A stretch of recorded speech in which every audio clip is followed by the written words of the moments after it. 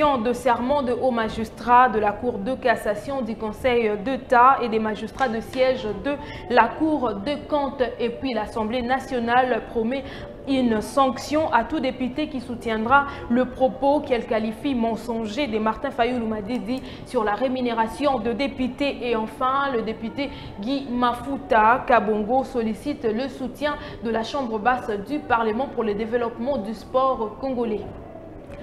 Bon début de mois de septembre à tous et à toutes, mesdames et messieurs, bonsoir et bienvenue à cette session vespérale de l'information sur Congo France Télévision. On va débuter par ici, alors que les protagonistes ont été invités pour prendre part, pour parler de Nairobi, qu'elle réunissait le jeudi dernier. Le gouvernement congolais d'une part et d'autre côté, tous les rebelles qui sont présents dans la partie est de la République démocratique du Congo sous l'égide du président kenyan qui est aujourd'hui à la tête de tous les pays de l'Afrique de l'Est. Suivez. Pour Kinshasa, le rebelle devait abandonner le forêt qu'ils occupent et seront pris en charge pour un mécanisme mis déjà en place pour s'en occuper d'eux. Ceux qui veulent adhérer à l'armée doivent suivre une formation adéquate, puis leur adhésion sera ensuite homologuée. Pour ceux qui auront resté civils mais servi le pays, ils seront envoyés au service national pour qu'ils soient totalement pris en charge afin de pouvoir mieux intégrer la société. Il est dit dans le sommaire, le haut magistrat de la Cour de cassation du Conseil d'État et les magistrats de siège de la Cour de comptes nouvellement nommés ont presté serment le 1er septembre dernier devant le chef de l'État, Félix-Antoine Tshisekedi Tshilombo, au Palais de la Nation à la lisière de la Gombe. Retour en images et commentaires. Vondema Boufirmian, 61 ans, nommé procureur général près de la Cour de cassation. Madame Adiom Nombe Marthe, premier président du Conseil de l'État, et Iluta Ikembe Yamama, procureur général près du Conseil de l'État, ont été attendus au Palais de la Nation pour cette cérémonie qui, d'après le protocole, a passé en 2 temps. D'abord le haut magistrat de la Cour de cassation du Conseil de l'État, puis le magistrat du siège du Conseil à la Cour de cassation, le premier avocat général, après le Cour de cassation, le président au Conseil de l'État. Les conseillers du Conseil de l'État, les avocats généraux, près le Conseil de l'État et les membres de la Cour des comptes ont prêté serment à leur tour devant le magistrat. Cette cérémonie revêt un intérêt fait, particulièrement car elle a traduit la volonté du chef de l'État, magistrat suprême et l'ensemblement des réformes au sein de l'appareil judiciaire congolais, comme l'avait souhaité le chef de l'État congolais Félix-Antoine Tshisekedi Tshilombo. Le chef de l'État, Félix-Antoine Tshisekedi Tshilombo, a reçu en audience les ambassadeurs accrédités, notamment en Pologne, au Ghana, en Russie et au Vatican, le jeudi 1er septembre 2022, à partir de son cabinet de travail où il a exhorté ces derniers à chercher les investisseurs pour appuyer le développement de son pays, la RDC. Regardez. Récemment nommés et affectés à leurs postes respectifs, les ambassadeurs de la RDC en Pologne, au Qatar, au Ghana, au Libéria, au Canada, en Corée du Sud, en Russie, au Vatican et en Tanzanie ont été conduits ce jeudi 1er septembre auprès du chef de l'État Félix-Antoine Tshisekedi Tshilombo par le vice-premier ministre, ministre des Affaires étrangères, Christophe Lutundula Apala.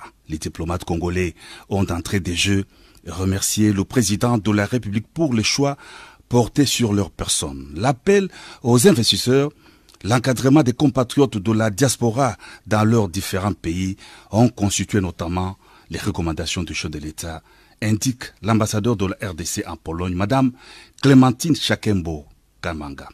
L'objet de cette rencontre était d'abord de le saluer et ensuite lui dire merci pour avoir porté son choix sur nous.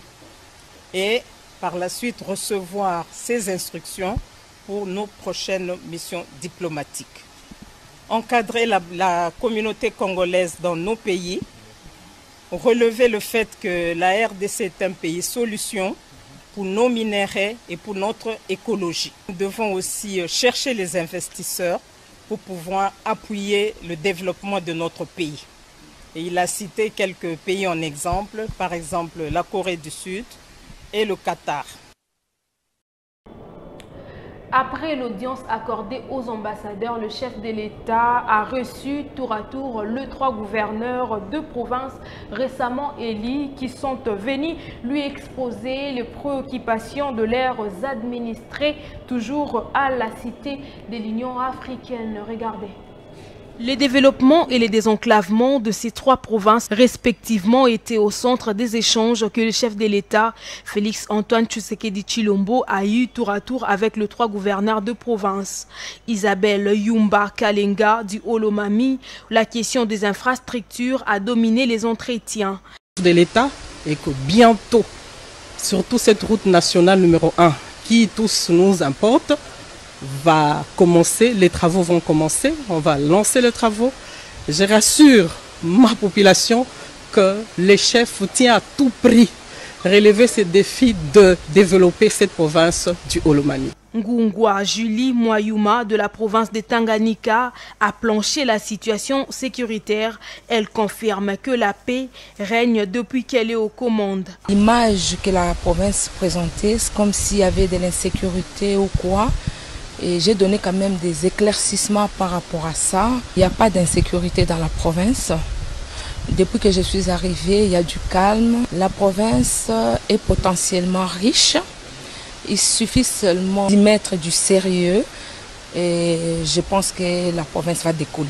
John Kabeya Chikai du Kasaï central a pour sa part précisé que des sujets majeurs ont été abordés. Il s'agit notamment de celui de la route Kalamba-Mbouji et du barrage Katende. Les désenclavements de la province commencent par le lancement de travaux sur cette route, a fait savoir le gouverneur. La route de Kalamba-Mbouji, nous venons de nous mettre d'accord avec l'autorité, le chef de l'État, que le 10, il sera à Kananga pour le lancement des travaux de Kalamba-Mbouji, qui est une route salutaire pour la province. Les élections de ces 3 personnalités à la tête de ces provinces est intervenues depuis le 6 mai 2022. L'Assemblée nationale, je l'ai mentionné dans le sommaire, après la révélation du président du parti politique SID, Martin Fayoulou Madidi, le cabinet de la Chambre basse du Parlement affirme que tout député qui soutiendra ces propos qu'elle qualifie mensongers sera vivement sanctionné, car avancer une déclaration sans le prouver est condamnable à la justice. Suivez. Le cabinet du président de l'Assemblée nationale, Christophe Mbosso, a réagi face aux révélations faites par l'opposant Martin Fayoulou Madidi sur le salaire des députés congolais. Pour le cabinet de la Chambre basse du Parlement, les députés nationaux qui s'avertuent à faire semblant de soutenir, mais sans le prouver, les propos mensongers portant le salaire de député à 21 000 $ américains seront sanctionnés. Dans un passé récent, le DIRCAP du président Mbosso avait promis aux députés Papi Nyango et consorts qui seraient sanctionnés, et cela n'a pas tardé. Avancer une déclaration sans prouver est condamnable, a-t-il renchéri. Dans un message adressé au peuple congolais le mardi 30 août dernier, le président du parti politique SID, Martin Fayoulou, a exigé la démission du bureau de l'Assemblée nationale au regard de la rémunération des députés nationaux qui s'élève à 21 000 $ américains par mois depuis le mois de janvier 2022. Changer de chapitre, malgré les inquiétudes des ONG, Kinshasa a lancé un appel d'offres pour l'exploration et l'exploitation de 27 blocs pétroliers et 3 gaziers, estimant qu'il est temps de saisir l'opportunité d'augmenter significativement le revenu d'État. Ce sont là le propos tenu par le ministre des Hydrocarbures, Didier Bidimbu, au micro de Nestor Foulouma. Ce jour, il n'y a que 4,5%, je n'arrête pas de marteler sur ça, qui est exploité par rapport à nos potentiels pétroliers que nous avons. Donc on s'est décidé de pouvoir en tirer profit, de façon à pouvoir remonter notre économie. Donc c'est le travail que le chef d'État m'a confié et c'est ce que nous sommes en train de faire actuellement. Oui, tout à fait. Déjà, bon, il y a la grande proposition du ministre Gabriel Obiang, qui est la proposition qui est une interconnexion entre pays africains à travers des pipelines qui pourront distribuer du gaz d'un pays à un autre, ou même du brut ou des produits finis sortant d'une raffinerie d'un pays à un autre. Donc tout ça a retenu mon attention et nous sommes en train de voir comment pouvoir travailler ensemble. Et nous savons tous que l'Afrique, nous sommes complémentaires parce que le Congo actuellement, c'est un grand marché. La Namibie, ils ont découvert du gaz. Et nous, au Congo, rien que là, dans la ville de Kinshasa, je ne pense même pas que le 10% utilise le gaz, mais on pourra toujours prendre ce gaz à l'utiliser. Donc c'est un grand marché où on pourra se compléter entre pays africains. Toutes les compagnies, il n'y a pas de discrimination. Tous ceux qui veulent marcher avec nous, nous sommes ouverts à 100%. Nous sommes prêts à les accueillir, que ce soit les Européens, les Américains, les Chinois, peu importe. Donc nous sommes prêts à travailler avec tout le monde. Le plus important, c'est que nous devons développer notre secteur des hydrocarbures, notre secteur énergétique pour le bien de notre population. Cette fois, à la province d'Elituri, le dialogue intracommunautaire EMA auront bel et bien lieu dans le jour prochain. Dans cette partie de la RDC, enfin, déconvaincre certains détenteurs illégaux d'armes regroupés au sein d'un mouvement d'autodéfense constitué par les communautés victimes de atrocités à Djougou et en Irumu. Suivez. Dans une atmosphère feutrée, le gouverneur militaire de l'Ituri, le lieutenant-général Luboyanka Choma Johnny, a échangé ce mercredi avec le présidium de l'association Kiltirel NT, regroupant les membres de la communauté EMA en toile de fond, la paix, la sécurité ainsi que l'organisation dans les prochains jours du dialogue intracommunautaire EMA, dont l'objectif est de sensibiliser et persuader les détenteurs illégaux d'armes regroupées au sein d'un mouvement d'autodéfense dans les communautés victimes des atrocités à Djougou, Mahagi et Irumu. Au sortir de cette rencontre, le docteur Lonema Vajirou, président de la dite association, appelle les communautés ituriennes à travailler en synergie pour convaincre leurs fils et filles égarés à déposer les armes. C'est qu'il y a un groupe qui se réclame d'autodéfense. Et ce groupe est identifié dans la zone minière. Et ce groupe a au sein des éléments armés qui défendent leurs entités ou leurs villages ou leurs cités. Et ces éléments ne sont pas uniquement des EMA.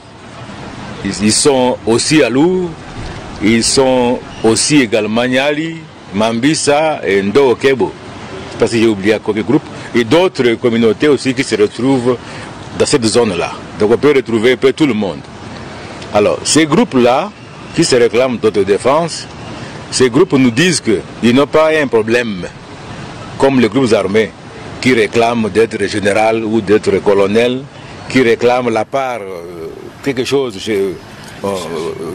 qui ont des cahiers de charges comme ils les appellent, et qui ont beaucoup de conditionnalités. Elles n'en ont pas. Elles ne veulent que la paix chez eux. Qu'on les laisse tranquilles, creuser leur or. Mais par rapport aux armes qu'ils détiennent, ils reconnaissent que c'est illégal. Mais ils en ont parce que les autres les menacent. Ils se protègent avec. Alors ils sont prêts. C'est ce qu'ils nous ont dit. Ils sont prêts, si l'État, si la FARDC leur garantit la sécurité, de collaborer avec la FARDC et de remettre les armes. Par la même occasion. Société après le Kasaï central, 2000 tonnes de maïs du service national sont arrivées au Kasaï oriental et à Lomami où un autre centre a été ouvert avec comme bâtisseur le Kuluna de Kanyama KCC. Retour en image plus commentaires. Fini la pénurie, avec elle la spéculation sur le prix de maïs dans le Grand Kasaï.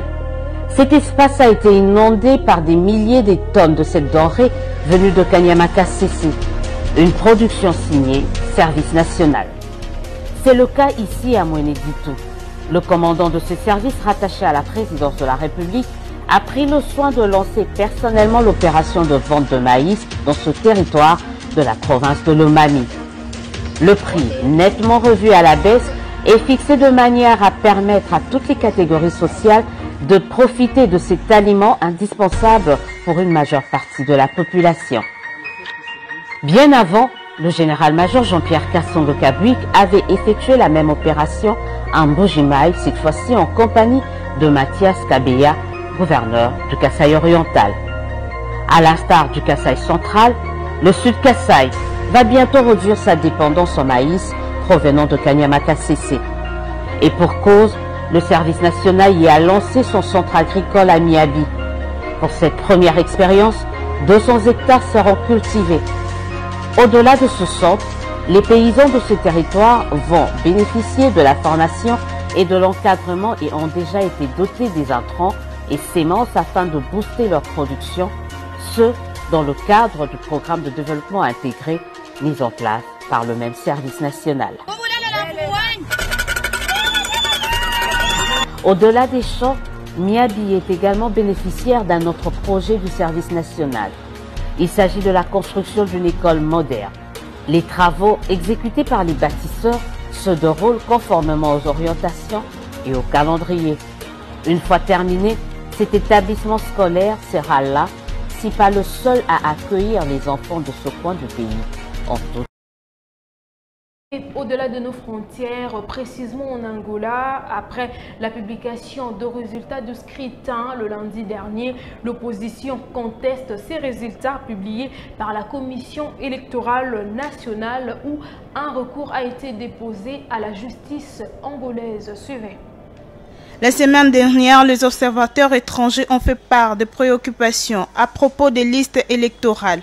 L'opposition avait déjà contesté le résultat préliminaire public la semaine dernière, qui donnait également le pala vainqueur et second mandat au président sortant, Joao Lourenço.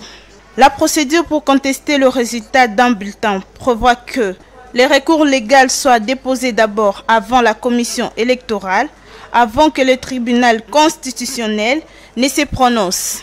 Au pouvoir depuis l'indépendance du Portugal en 1975, le mouvement populaire pour la libération de l'Angola, MPLA, a recueilli 51,17% de voix selon le résultat de la Commission nationale électorale CENI en cycle, publié le lundi.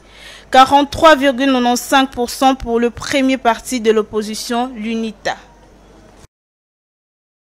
En dehors de nos frontières, face à l'occupation d'une partie du territoire par le groupe terroriste, les artistes mettent ensemble leurs voix et leurs talents pour soutenir le moral de troupes au front et lancent un message d'unité à la population du Burkina Faso. Sephora Kintima nous en parle. 18 artistes ont décidé de chanter en langue nationale et en français, pour transmettre le message aux soldats au front et aux populations. Ces projets redonnent un peu le moral de troupes au front et en même temps ça donne une bombe au cœur qui démontre l'espoir et permet face au mal. L'un des célèbres rappeurs burkinabé, Frère Malcolm, qui a écrit les paroles « Le jour de gloire » est une chanson de renaissance mais surtout fait un appel à la cohésion sociale, c'est que le monde doit retenir. C'est que de rester ensemble en se donnant le moyen de sortir de cette crise sans tomber dans des agressions mutuelles et des accusations mutuelles. Il faut trouver des solutions ensemble pour sortir de cette crise. Et puis en sport, pour terminer, les dirigeants sportifs, les députés Guy Mafuta Kabongo estiment que l'Assemblée nationale sera appelée à jouer un rôle qui doit permettre le développement du sport congolais après le lancement des États généraux à Kisantu. Suivez. Qu'à travers les États généraux tels qu'ils se déroulent ici à Kisantu, l'Assemblée nationale est appelée à œuvrer pour l'épanouissement des sports au pays. Nous sommes en pleine réflexion. Il y a beaucoup de résolutions qui seront prises, qui vont certainement nécessiter de la part de l'Assemblée nationale des lois. Déjà qu'il y a une grande thématique sur la possibilité de revoir la loi. Et quand les résolutions vont tomber, certainement que le ministre sectoriel va saisir l'Assemblée nationale pour qu'on puisse amender, si pas réformer la loi sportive. Au-delà de tout, tout va reposer aussi sur le budget de l'État. Qui dit budget de l'État, c'est l'autorité budgétaire, c'est le Parlement. Donc les députés que nous sommes à 4, avons notre rôle à jouer au sein de ces assises pour que déjà nous puissions prendre connaissance des vrais besoins et au moment opportun jouer le rôle que la communauté sportive attend de nous. Déjà que c'est intéressant qu'on ait pensé à écouter l'expérience d'un pays autre que la RDC et voir comment il se développe dans le monde du sport. Et là, c'est une interpellation pour nous.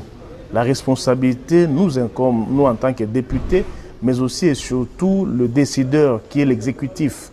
Il y a beaucoup d'actes que le ministre doit prendre et nous pensons que nous serons là pour l'accompagner. L'expérience béninoise est riche en enseignement et nous pensons que si nous appliquons cela au niveau des écoles, au niveau des universités, à cela il faut aussi ajouter l'armée, la police aussi. On peut avoir des athlètes de haut niveau pour rendre ce sport un facteur économique, un facteur d'influence, comme l'ont dit certains panélistes aussi.